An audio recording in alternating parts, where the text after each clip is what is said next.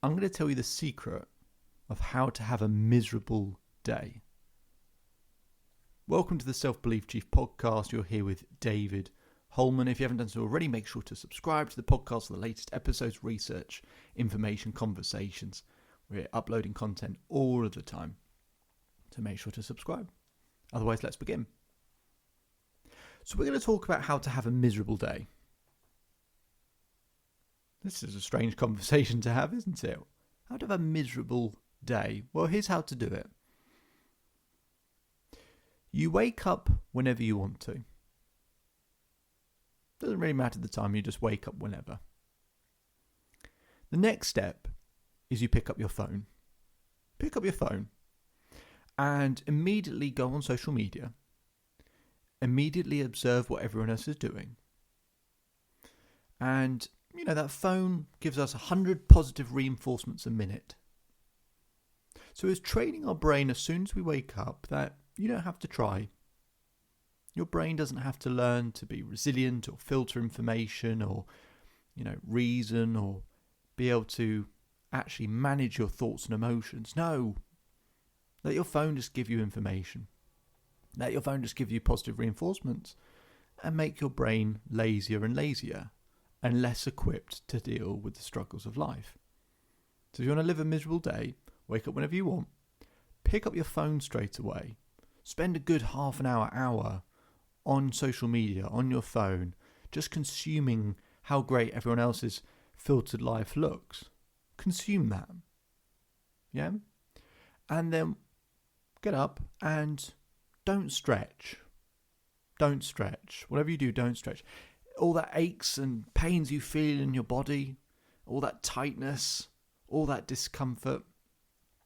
Oh, yeah. Live with that. Just use those things. Use that pain and discomfort, that tightness, and notice how it feels tight in your back and your neck and it may be giving you a bit of a headache. Do that. And then have something really acidic for breakfast, right? Nothing healthy. Something really acidic so that actually it causes more fatigue in the body. It makes you more tired. Makes you more sleepy. So just eat whatever you want. Something really acidic so that you feel tired, you feel fatigued. That's a good start, isn't it? To that morning routine, right? And don't exercise. Yeah, don't exercise. Don't exercise at all. And allow your brain to do whatever it wants to do. If it wants to think about miserable thoughts, let it think about miserable thoughts. If you want it to think about all the things you're stressed about, think about those things. Don't meditate and try and, channel your mind and have a set of things that you can always go back to that make you feel good. Instead of having some, images and memories or things that you're proud of or grateful for or that you appreciate and just always being able to go back to those when you feel a little bit stressed in the morning. No, forget all that. Just do whatever. Do whatever you feel like doing. And then get up and, be slightly late to work. If you've got work, be slightly late to work. If you don't have work, just don't really do anything, right? Oh, I missed a step. Of course I missed a step here.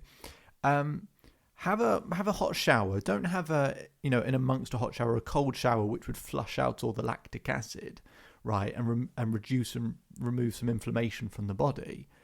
Instead of having a hot shower, then a bit of a cold shower, and then a hot one to get fresh oxygen, fresh red blood cells moving around the body.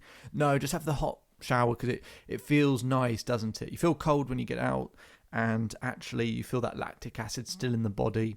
So you haven't stretched, you feel tight, you haven't exercised to improve your conditioning and mental health. The lactic acid is stuck in the body. Keep doing all of those things. And then obviously you're off to work and, you're slightly late to work perhaps. And start with, get your to-do list out straight away of 100 items that you've got that you'll never finish and never complete. And measure your self-esteem by if you complete that to-do list. Or if you're at home, all those lists of things that you have to do, just measure yourself by measure your self-esteem by a to-do list which you never complete. Imagine how that feels day after day, never completing your to-do list, right? And then, wait. Just wait. Don't be proactive and, take charge of your day. Just wait. and react to life, the same life that we often think is unfair and unjust, which it can be, and leave it up to life. Leave it up to life to take control for you and, see what happens and live in that state. Live in that state of discomfort and stress. And then, don't think about asking how other people are doing. Don't check in with them. Don't see how they are and get out of your own head and help them instead. No, dwell on your own thoughts. Dwell on them as long as you possibly can. And when you think it's time to let them go, just dwell on them even more. And live in it and multiply it by 10 and make it feel even worse and make the vision you have in your mind even darker and sadder and more miserable. Don't attempt to think about changing the colours or the proximity of the image in your mind by moving it further away so it feels less threatening. Don't think about how you could actually find a learning experience or growing experience from setbacks and disappointments. No, just complain about the problems. And when you talk to other people, only talk about problems because it's the easiest thing to connect over, isn't it? It's just to complain and talk about problems and allow the other person to do exactly the same. And do that. And do that over and over again. Right? It's fine to talk about feeling down, right? But God forbid you talk about trying to find out solutions, how you can learn from it, how you can grow from it, And actually, if someone else has a problem, don't listen to what they're saying. If you really want to have a miserable day, don't listen to what they're saying. No, stay in your own mind. Don't listen, don't give them eye contact, don't pay attention. Just stay in your own world, stay in your own bubble. That's a good place to be in. And then, don't eat well during the day. Oh, and most importantly, don't have any water, right? Stay dehydrated. If you want to have a miserable day, stay dehydrated. It's a real secret there. You could stay dehydrated. And, gets later in the day and, don't think about contacting friends and family or giving them a call. Just don't wait for them to text you. Don't have a real conversation where you could actually call someone. God forbid we use the phone for the thing it was actually designed to do. No, we'll just go back on it and we'll go back on social media when we get home. And we'll rattle through everyone else's perfect filtered life to make us feel even worse. That's how you can feel really miserable. And then it gets dark outside and you don't keep yourself warm. You start to feel a bit cold. And you just keep scrolling through and you keep telling yourself, why is my life not better? Why is my life not better? Why has everyone else got what I want?